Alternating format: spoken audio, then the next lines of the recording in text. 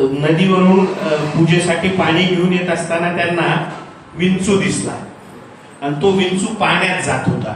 मग महाराज काय करायचे, तो विंचू घेऊन बाहेर आणून ठेवायचे, म्हणजे कडेवर आणून ठेवायचे. तर तो दॅट टाइम तो विंचू त्याला डंख मारायचा. मग ते अच्छा शेवटी biting of some is difficult. मग महाराज पुन्हा तो पडायचा. इट वॉज, आता आपण चेक केला की पुन्हा पाण्यात पडायचं. ते पुन्हा महाराज त्यांना घेऊन यायचे. असं किती वेळ झालं, 108 वेळ झालं. मग त्या पेरिफेरी मधले लोक म्हणे काय वेडा माणूस आहे म्हणे, आता तो एवढा विंचू चावायला हाताला तरी हा माणूस परत परत परत परत त्या विंचवाला हे करायला. त्यांनी विचारलं तर महाराजांनी उत्तर काय दिलं, अरे जेव्हा ते एवढूस जीव स्वतःच कर्तृत्व म्हणजे वृत्ती सोडत नाही डंख मारायची, मी तर माणूस आहे, माझी वृत्ती पाहिजे त्याला वाचवायची. हा संस्कार आहे. आणि दुसरी गोष्ट ते असं पडलं होतं. तर देवाची पूजा करण्यासाठी महाराज आमचे नदीवरनं घरी जात असताना ते गाढव दिसलं. महाराजांनी त्या देवपूजेचं पाणी त्या गाढवाच्या तोंडात म्हणजे हे दिलं आणि ते पाणी पिल्यामुळे त्या गाढवाला चांगुलपणा आला. तर लोक त्याच्यात आहे बघा म्हणजे देवाचं पाणी गाढवाला दिलं. मग साहेब महाराजांनी सांगितलं की चराचरा जीव हा जीव आहे, तो मनुष्य असो हे असो तसं असो, म्हणजे भूतदया परस्पर दया ही मोठी आहे. तुम्हाला तर सगळ्यांना माहित असेल पैठण या क्षेत्री ज्ञानेश्वर महाराजांनी रेड्याच्या मुखी वेद वदवलेले आहेत. संत ज्ञानेश्वर महाराजांचं तर 21 वर्षाच्या वयामध्ये त्या माणसाने जगातलं सगळ्यात मोठं ज्ञान आपल्याला दिलेलं आहे. तुम्हाला सांगतो, माझं तर असं म्हणणं आहे, मी देवभक्त आहे, कोणी काही म्हणा, पण मी सांगतो जगाचा शेवट झाला तरी माझी ज्ञानेश्वरी तुकारामाची गाथा तशीच राहणार आहे. तुम्हाला सांगतो हे अटल सत्य आहे. म्हणजे कशासाठी म्हणतो की हे आपल्या अवतीभोवती खूप चांगल्या गोष्टी आहेत. तुम्हाला you know the word building.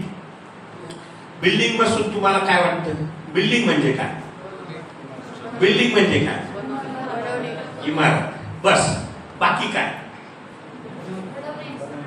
Yes.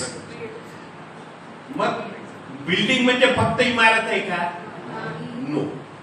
Body लावली ते body building, capacity building, everything is building is there. We नेव्हरच्या सुद्धा एन काढलं की एव्हर होतं. म्हणजे इतकं, म्हणजे तुम्हाला सांगतो आपल्या प्रतिभा आणि प्रतिमा. आज त्या मुलीचं कौतुक करायची अशी मला एवढं म्हणजे छानसं वाटतं. आम्ही बऱ्याच संतोषच्या माध्यमातून बऱ्याच हुशार विद्यार्थ्यांचा मी सत्कार केलाय किंवा आम्ही त्यांचं हे केलेलं आहे. त्या मुलीचा सत्कार या शाळेची अल्युमिनी म्हणून किंवा शिक्षकांनी तिला हे केलेलं तिने, परंतु in return what did she gives she will be always remember the. म्हणजे ती या शाळेतला प्रत्येक क्षण ती आपल्या ह्याच्यामध्ये होईल. आणि तिला जेव्हा शिक्षणाच्या वेळेस अडचणी येतील त्यावेळेस तिला वाटेल की आपल्या शाळेमध्ये आपल्याला अशाच अडचणी आल्या होत्या, पण त्या अडचणी दूर करायला आपले शिक्षक होते, आपले हे होते. मुलांनो काय आहे, आता मी तुम्हाला सांगतो, मी जज असल्यामुळे माझा ह्या वकील मंडळींना माझं कार्यक्षेत्र माहिती आहे. आता जज आहे म्हणजे मी काय करतो, फौजदारी म्हणजे गुन्ह्यासाठी शिक्षा किंवा वाटपासाठी अधिकार ठरवणे, काही गोष्टी करणे. मी काल जेव्हा जाधव सरांकडे गेलो, त्यांची कन्या होती तिथे, आणि ती जेव्हा मी तिच्याशी इंटरॅक्शन केल्यानंतर आम्ही अशा गोष्टी, मग मी एक माझा निकाल दिला, त्याची गोष्ट मी सांगितली. आता हे कुठून येतं, हे कुठून येतं, हे मी वाचन करत होतो. मी लहानपणापासून, आता तुम्हाला सांगतो, लहानपणी आमच्या शाळेमध्ये चांगले चांगले साहित्यिक स्नेहसंमेलनाचे अध्यक्ष असायचे. रणगुंकरांना बघितलेले मी, नवल गुंकरांना बघितले, अनेक अनेक अनेक. म्हणजे निळू फुलेंना तर तुम्हाला फक्त निळू फुले फक्त पडद्यावर तुम्ही ते काय पाटील वगैरे धोतर वगैरे असा माणूस तुम्हाला पडद्यावर दिसेल, पण निळू भाऊ सारखा समाजवादी विचाराचा आणि शुद्ध आचरणाचा माणूस मी स्वतः बघितलेला नाही.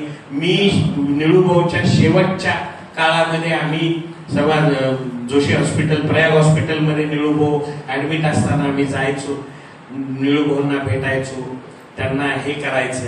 काही नाही, अहो काही नाही, कलाकार होता तो, पण कलाकारापेक्षा मोठा माणूस होता. मी तुम्हाला सांगतो, ही अंबाजोगाई, मी पवार सरांना जेव्हा विचारलं की ते अगोदर उत्तर प्रदेशमध्ये होते, आता ते या शाळेमध्ये आहेत, तर त्यांना if he having no barrier of language and understood the Marathi, he will be definitely get the things which might have been I don't, मला असं म्हणणं नाहीये की प्रत्येक विचार मांडलेल्याची कृतीत हे व्हावं, कधीही नसतो. कारण काय असतो, विचाराच्या कधीही 2, 3, 4, 5 बाजू असतात, पण जी बाजू आपल्याला चांगली वाटते, जी बाजू आपल्यासाठी चांगली आहे, जी बाजू सकारात्मक आहे, जी बाजू ज्याच्यामुळे आपल्याला स्वतःला काहीतरी आपलं सिद्ध करण्याची असते ना, ती बाजू कधीही घ्यावी.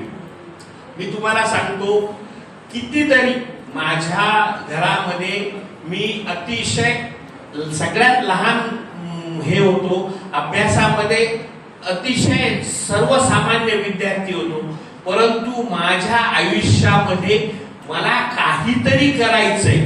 मला खरं तर सुरुवातीला माझ्या वडिलांची माझ्यावर खूप म्हणजे माझं खूप त्यांच्यावर प्रेम होतं आणि त्यांचे विचारांचा माझ्यावर पगडा होता. त्या काळाचे SS कुलकर्णी साहेब असतील किंवा आमचे चिपळूणकर त्यावेळेस एज्युकेशन ऑफिसर होते, खूप चांगली लोक, किसी कराड सर वगैरे, तांदळे सरांना बघितलं तर मला शिक्षक व्हायची फार अपेक्षा होती. पण त्या काळात काय झालं, आमच्या काळामध्ये डीएडला ते इतकं अनन्यसाधारण महत्व झालं की मी तेवढी पर्सेंटेज मार्क डीएड मिळण्यासारखं केलं नाही. मग डीएड नंतर 12वी केली, मग तिथं वेटरनरीला नंबर लागत होता, ऍग्रीला लागत होता, काही ठिकाणी BMS ला पण लागत होता. परंतु माझ्याकडे अजून एक सांगतो, माझ्याकडे एकत्र कुटुंब पद्धती होती, म्हणजे अजूनही आहे. तर त्यावेळेस जे करता होते माझे काका, त्यांनी असं ठरवलं होतं की आपल्या घरामध्ये जेवढे मुलं मुली आहेत प्रत्येक क्षेत्रात एक जण असावं. तर माझ्या काहीतरी त्यांना लहानपणीच्या ज्या काही कृती युक्ती असतील, ते वकिलाला साजेशा असतील अशा, म्हणून त्यांनी मला सांगितलं की तू वकील बन म्हणून. मग ते कुठेतरी मनात वकील बनायचं आहे, काहीच माहित नव्हतं. योगायोगाने एक जज माझे नातेवाईक होते, मग त्यांच्या घरी जायचो, आम्ही बघायचो त्यांचा तो मान मुरातब रतबा. अरे म्हणलं ये बनने का बस अभी असंच आपलं काय म्हणतात ते म्हणतात ते मुर्गिया पालूंगा, ते तसं त्याला काय, हा शेख चिल्ली की वो जो है, ते शेख चिल्लीच्या गोष्टी होत्या. परंतु माझे वडील प्रभाकरराव शंकरराव कुलकर्णी हा माणूस खूप ऑप्टिमिस्टिक आणि खूप विजनरी, सगळ्यांना आमच्या पंचक्रोशीत बाबांना ओळखणारी खूप चांगली लोक आहेत. त्यांनी मला सांगितलं की तू लॉ कर, तू वकील हो. मी तुम्हाला सांगतो जाधव साहेब, मी 2दा मेन्स पास झालेलो आहे, MPSCची 3दा प्रिलिम्स पास झालेलो आहे. म्हणजे मी जज जरी झालो नसतो तर मी आज डेप्युटी कलेक्टर किंवा कलेक्टर या पदाला घेतला असेल. परंतु माझे वडील म्हणले नाही, तुला वकीलच व्हायचं. म्हणजे आपलं म्हणजे त्यांचा एक बालबोध संतोषराव विचार असा होता की जाऊ द्या, येणं काहीतरी पोरगा आहे, राहील तरी आपल्या जवळ. म्हणजे आई वडिलांना कसं असतं की मुलगा आपल्या सोबत असावा, मुलगा एक म्हातारपणाचा आधार असावा, एक ती संकल्पना होती. परंतु जेव्हा मी वकिली सुरू केली, मग इथं उमाकांत देवगावकरकडे गेले, ते म्हणले तू इथं कशाला करतो, म्हणले अंबाजोगाईला, इथं नाही करायची म्हणे, औरंगाबादला. औरंगाबादला माझं काही कोणी नाही, माझ्या घरामध्ये खानदानामध्ये कोर्टात केस सुद्धा नव्हती माझी. तुम्हाला सांगतो, मी वकील झालो. म्हणजे असं असतं. परंतु योगायोगाने जस्टिस रवींद्र बोर्डे यांच्याकडे मी जॉईन झालो आणि तुम्हाला सांगतो मुलांनो, मग तिथे आयुष्याशी ठरवलं की आता प्रशांत तुला कुछ तो भी बनना है. आणि मग तिथून जो माझा जर्नी सुरू झाला, चांगल्या लोकांच्या संपर्कात राहिलो, चांगल्या विचारांना हे केलं, आपलंसं केलं, मेहनत केली. तुम्हाला सांगतो सकाळी अर्धा कप चहा पिलेला असायचा, रात्री 10 वाजता जेवण करायचो. मला दिवसभर जेवायला सुद्धा वेळ नसायचा. गाडीच्या डिक्कीमध्ये डब्बा असायचा, कारण काम केल्याशिवाय आणि ते कोणी स्पून फिडिंग करत नाही. तुम्हाला कोणी उचलून तुमच्या तोंडामध्ये चमच्याने भरवत नसतं. तुम्हाला आपलंच स्वतःच मेहनत केलं पाहिजे. तुमच्या समोर बसलेली 2 व्यक्तिमत्व मी बघितलेली, माझ्याच समकालीन असल्यामुळे त्यांनी सुद्धा त्याच गोष्टी केलेल्या आहेत. फक्त काय झालं, त्यांनी अंबेजोगाईत राहून त्यांचा आश्वासक प्रवास सुरू केला आणि मी अंबेजोगाईच्या बाहेर जाऊन माझा प्रवास सुरू केला. आम्ही सारख्याच ह्याचे आहोत, परंतु माझ्या संधीच्या कक्षा ह्या जास्त रुंदावल्या गेल्या. कारण माझी दर 3 वर्षाला, मी पहिल्यांदा पिंपरी चिंचवडला होतो, त्याच्यानंतर जळगाव जिल्ह्यात चोपड्याला गेलो, तिथून अचलपूरला गेलो, तिथून पुन्हा नागपूर जिल्ह्यात गेलो, मग पुन्हा मुंबईत आलो. मुंबईसारख्या मोठ्या महासिटीमध्ये मला काम करण्याची संधी मिळाली. तिथे चांगल्या चांगल्या गोष्टीची हे केली. तिथून आता गेली 2 वर्ष चंद्रपूर. त्याच्यामुळं महाराष्ट्राचा जवळपास संपूर्ण कोल्हापूर आणि कोकण सोडलं तर जवळपास सगळा भौगोलिक आणि सामाजिक जो काही भाग आहे, तुम्हाला सांगतो, आम्हा न्यायाधीशांना समाजातल्या चांगल्या वाईट गोष्टी लगेच समजतात. कारण काय असतं, जी काही केस येत असती ती माणसाच्या डोक्यातल्या विचाराची असते किंवा कृतीची असते. कृती म्हणजे मी तुला चापट मारली की तू मला बुक्की मारली, की आपलं तू माझ्या डोळ्याला फोडला, मी तुझ्या पायाला फोडला, की ती आपण 324 ची केस होती. कारण काही नसतं, जस्ट मला धक्का लागलेला असतो किंवा नाही तर आपण एकाच गावात राहिलेलो असतो, किंवा मग तुझं घर या बाजूला असतं, माझं घर त्या बाजूला असतं, आणि कधीतरी कुठल्या तरी एका बैल पोळ्याला आपल्या बैलाचा झगडा झालेला असतो. मग ते आपण एकमेकाच्या डोक्यात ठेवतो आणि मग ते तिथून त्या आता बैल पोळ्याचं बघा, बैल पोळ्यानंतर एकदम 50 FIR असते मराठवाडा आणि विदर्भामध्ये. का आमचा बैल पुढे गेला? अरे बैल नाही बाबा, तू ही used to work for you, rather it is not a matter of. आता तो तुम्हाला सांगतो ते काय, बैलासमोर नाचन गाणं ते खूप मोठी गोष्ट असते. ते जाऊ द्या. म्हणजे मी काय सांगतो की आपली कृती आणि आपली युक्ती. मी तुम्हाला का सांगतो ह्या गोष्टी, मला माहिती आहे तुमच्यातलंच कोणीतरी चांगला. आणि एक लक्षात ठेवा बाळांनो, या शाळेमध्ये तुम्ही फक्त ज्ञानार्जन करायसाठी आला. तुम्हाला कुठली गोष्ट व्हायची नाही व्हायची हे तुमच्या मनात ठेवा. परंतु आज तुमचं असं तुमचं आचरण आणि असा व्यवहार असला पाहिजे की तुम्ही फक्त ज्ञान अर्जन केलं पाहिजे. समाजाच्या ज्या काही चौकटी आहेत वेगळ्या वाटल्या, त्याच्याशी आपला काहीही संपर्क ठेवायचा नाही. अहो 19 वर्षाची दिव्या देशमुख कोनेरू हम्पीला हरवून ग्रँड मास्टर होती. का नाही होणार ना तुमच्यापैकी कोणीतरी दिव्या देशमुख होणार ना. Have you ability capability to do the things are there. कुठली आहे ती?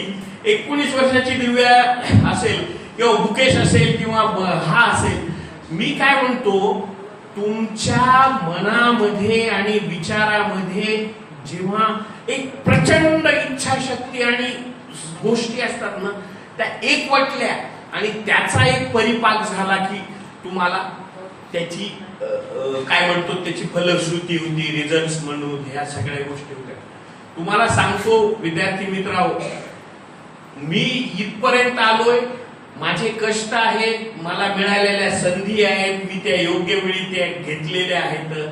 आज समाजामध्ये कलेक्टर असो किंवा पोलीस अधीक्षक असो, he will not enter my chamber unless I allowed him or.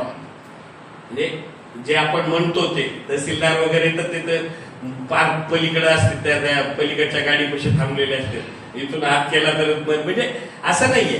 पण ते पद मोठं आहे असल्यामुळं तसं म्हणून नाही, ती खुर्चीच तशी मोठी आहे. परंतु मी एक केलं, मी जिथे जिथे गेलो त्यावेळेस माझ्या स्टँडिंग इन्स्ट्रक्शन्स असतात की कोणताही वरिष्ठ अधिकारी हा माझ्या बाहेरच्या खुर्चीत बसला नाही पाहिजे, तो माझ्या समोरच्या खुर्चीत बसला. मी कामात असेल तर काम आल्यानंतर त्यांच्याशी, त्याला चहा असेल, त्याला नाश्त्याची गरज असेल तर नाश्ता करेल, बिस्किट करेल, पाणी दिलं जाईल, सगळं देईल. अहो काय असतं, गिव्ह अँड टेक असतं. तुम्ही दुसऱ्याला चांगली वागणूक दिली तर तुम्ही अपेक्षा चांगल्या वागणुकीची करतो, पहिले तेच सांगा म्हणले.